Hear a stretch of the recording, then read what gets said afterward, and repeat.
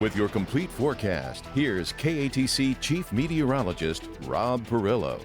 A little bit of a front pushing on through overnight tonight through tomorrow. That's going to bring our temperatures down at night and make it feel a little bit more comfortable. Humidity up there this evening. It's going to stay up through tomorrow morning, so expect that. Maybe even a little patchy fog in the mix as well. Slight rain chances through early tomorrow. After that, smooth sailing as we head into the weekend. So here's the big picture, and kind of new tonight. We're watching, of course, Tropical Storm Ada, and we were talking about this ridge of high pressure that was going to be bridging from Mexico across the southeast U.S. Well, it looks like this ridge in the Atlantic might stay a little bit farther to the east. We're seeing a little bit of a conduit up here as we get into the southeast U.S. So it looks like this system is going to move along and now move along at a quicker pace. And we'll get to the track of Ada in just a bit. Meanwhile, elsewhere in the tropics, two areas that we're keeping an eye on. One in the eastern Caribbean, another one we don't care about, but we'll say we care. It's Tropical Storm Theta. That's moving off to the east at with 70 miles an hour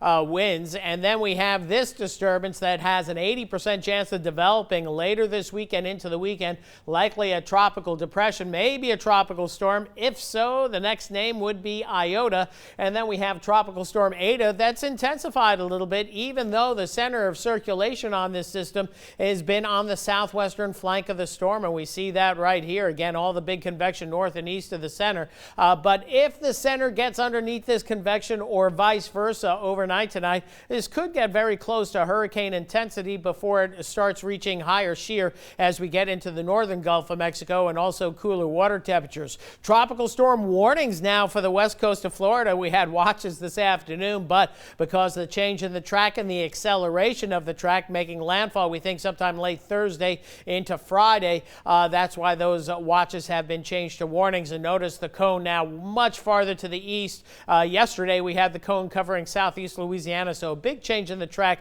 Very difficult to forecast these late season storms, and this one of them as well. GFS model showing the storm making landfall off the Carolina coast as we get into the latter part of the week and into the weekend. And then for us, we'll be watching a little bit of a frontal boundary right here. We're going to be sandwiched between a high pressure ridge that's going to give us nice weather Thursday and Friday. Then another front coming in with even cooler air as we go into next week. Meanwhile, we see lots of low pressure down in the Caribbean, so a tropical depression or storm will be down there, and that's where it should stay. You get later in November, much harder to get these systems into the Gulf of Mexico, but it's been one interesting year. You never know how it's going to flesh out. Meanwhile, in the near term, no worries. We do have a frontal boundary on the way that may spark off some light sprinkly showers first thing tomorrow morning. That front pushing on through during the course of the day. We'll start off mostly cloudy, but finish off mostly sunny, and then it looks even better as we head into Thursday morning. Temperatures start out in the 50s. We'll top out in the upper 70s.